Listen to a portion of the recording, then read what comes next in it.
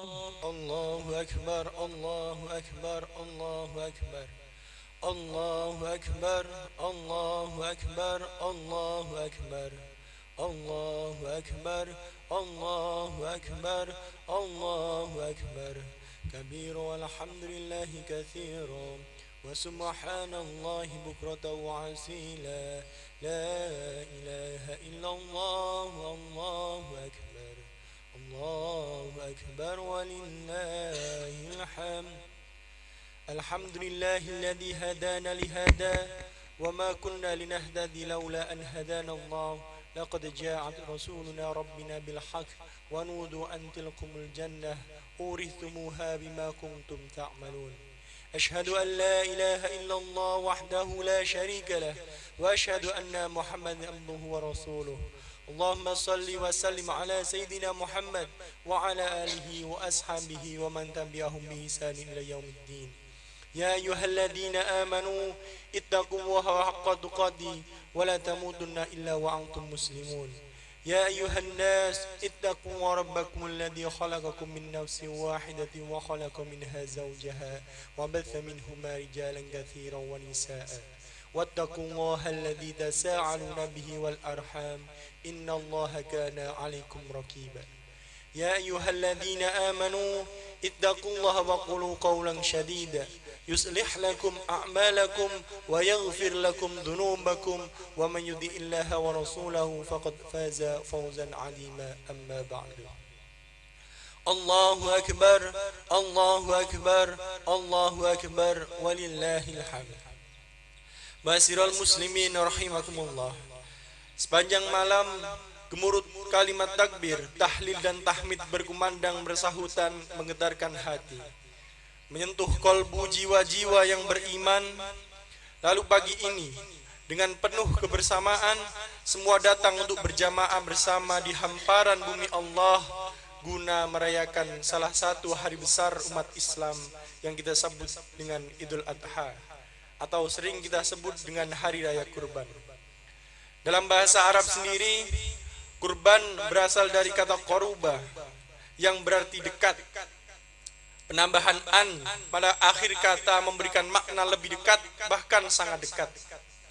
Dari sinilah indahnya pemilihan kata kurban untuk hewan yang kita sembelih.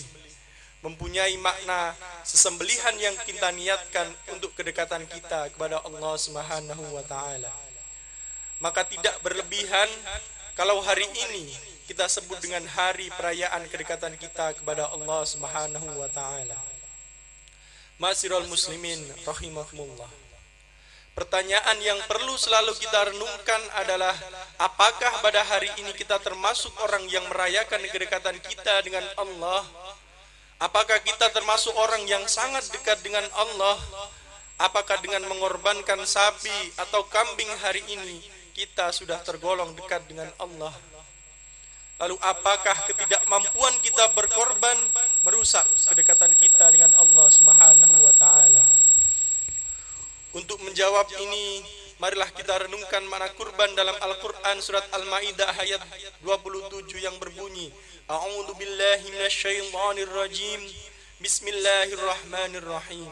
Watslu 'alaikum naba'a abnai Adam bil haqq idh qarraba qurbanan fatuqabbila min ahadihima wa lam yutaqabbal min al-akhar qala la aqtulannak qala innama yataqabbalu Allahu minal muttaqin. Ceritakanlah kepada mereka kisah kedua putra Adam, Qabil dan Habil, menurut yang sebenar-benarnya. Ketika keduanya mempersembahkan kurban, maka diterima salah satu dari kurban mereka berdua, yakni kurban dari Habil, dan tidak diterima dari yang lainnya, yakni kurban dari Qabil. Kemudian Qabil berkata, aku pasti akan membunuhmu. Kemudian Habil menjawab, sesungguhnya Allah hanya menerima kurban dari orang-orang yang bertakwa. Ibnu Jarir dalam tafsir Ibnu Katsir menjelaskan bahwa Habil mengorbankan kambing yang terbaik yang dia punya, sedangkan Qabil mengorbankan hasil pertanian yang paling jelek yang dia sendiri pun tidak mau memakannya. Dari kisah ini mengajarkan kita bahwa hanya yang terbaik yang diterima oleh Allah Subhanahu wa taala. Bahkan Nabiullah Ibrahim diperintahkan mengorbankan hal yang paling berharga dalam hidupnya, yakni putra sematawayangnya dari Sayyidah Hajar, sebagai tanda bukti cintanya kepada Allah. Allahu Akbar, walillahil hamd. Seperti yang kita ketahui bersama, bahwa Nabiullah Ibrahim alaihissalam secara langsung mendapatkan gelar dari Allah Subhanahu wa taala dengan sebutan Khalilullah, yakni kekasih Allah. Bahkan beliau pun disebut sebagai Abul Anbiya, bapaknya para nabi. Dan namanya disandingkan dengan Rasulullah Muhammad SAW dalam setiap doa yang 5 kali dalam setiap hari selalu kita baca. Allahumma sholli ala Sayyidina Muhammad wa ala ali Sayyidina Muhammad kama shallaita ala Sayyidina Ibrahim wa ala ali Sayyidina Ibrahim wa barik ala Sayyidina Muhammad wa ala ali Sayyidina Muhammad kama barakta ala Sayyidina Ibrahim wa ala ali Sayyidina Ibrahim. Ya Allah, limpahkanlah rahmat-Mu kepada Nabi Muhammad dan keluarganya, seperti halnya Engkau melimpahkan rahmat-Mu kepada Nabi Ibrahim dan keluarganya. Ya Allah, berkahkanlah Nabi Muhammad dan keluarganya, seperti halnya Engkau memberkahi Nabi Ibrahim dan juga keluarganya. Ma'asyiral muslimin rahimakumullah. Maka patut kiranya kita belajar dari Nabiullah Ibrahim untuk menjadi manusia yang dicintai oleh Allah dan menjadi manusia yang mencintai keluarganya, sehingga muncul keberkahan dalam lingkup keluarga kecilnya.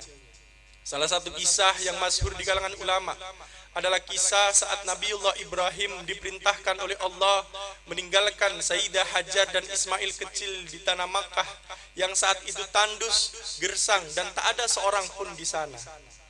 Setibanya di sana, Nabi Ibrahim beranjak pergi meninggalkan istri dan anaknya.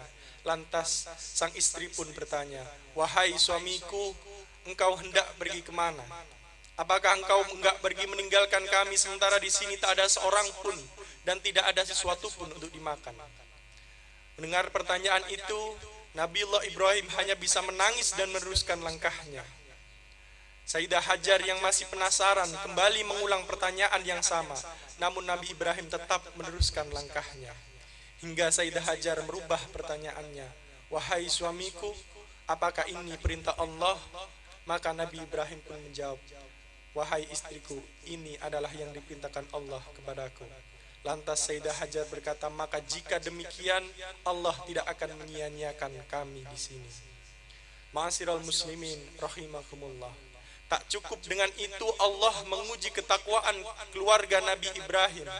Selanjutnya Allah menguji keluarga kecil ini lewat anaknya Nabi Ismail, seperti yang tergambar dalam Quran surat As-Saffat ayat 102 yang berbunyi, "A'udzu billahi minasyaitonir rajim. Bismillahirrahmanirrahim. Falamma balagha ma'asy-sya'ya qala ya bunayya inni ara fil manami anni adbahuka fangdur madza tara. Qala ya abadis af'al ma tu'mar. Satajiduni insyaallah minas sabirin." Maka tatkala anak itu sampai pada umur sanggup berusaha bersama-sama Nabi Ibrahim pun bertanya, "Hai anakku, sesungguhnya aku melihat dalam mimpi bahwa aku menyembelihmu, maka fikirkanlah apa pendapatmu."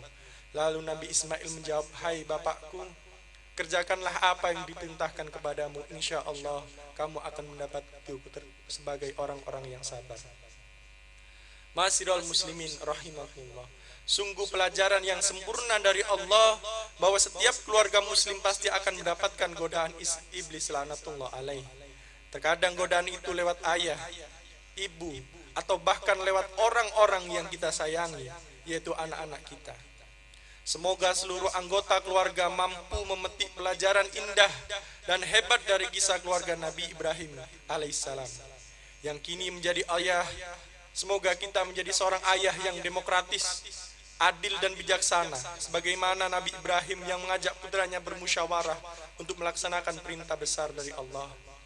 Untuk para wanita yang ditakdirkan oleh Allah menjadi ibu, semoga mampu meneladani Sayyidah Hajar, profil ibu rumah tangga yang mendukung, membantu dan mendoakan suaminya dalam mentaati perintah Allah. Yang saat ini menjadi anak, semoga bisa meniru kesalehan Nabi Ismail yang dengan keimanan dan ketakwaannya yang tinggi menjadikan ia sabar dan ikhlas untuk berbakti kepada orang tuanya sekalipun ia harus dikorbankan oleh ayahnya sendiri demi mengikuti perintah Allah Subhanahu wa taala. Allahu akbar, walillahil hamd. Dalam hal serupa, malaikat Jibril pernah memberikan nasihat kepada Rasulullah Muhammad sallallahu alaihi wasallam, di mana nasihat ini dapat dijadikan pedoman karena pesan yang tersirat di dalamnya dapat menjadi nasihat sepanjang masa yang pasti akan dialami oleh kita semua umat Rasulullah Muhammad sallallahu alaihi wasallam. Pesan tersebut tersirat dalam hadis At-Tabrani dalam Al-Mu'jam Al-Awtas. Adapun pesan malaikat Jibril yang pertama, yakni isma syi'ta fa innaka mayyitun. Hiduplah sesukamu karena sesungguhnya kamu akan mati. Sebaik-baiknya nasihat adalah kematian.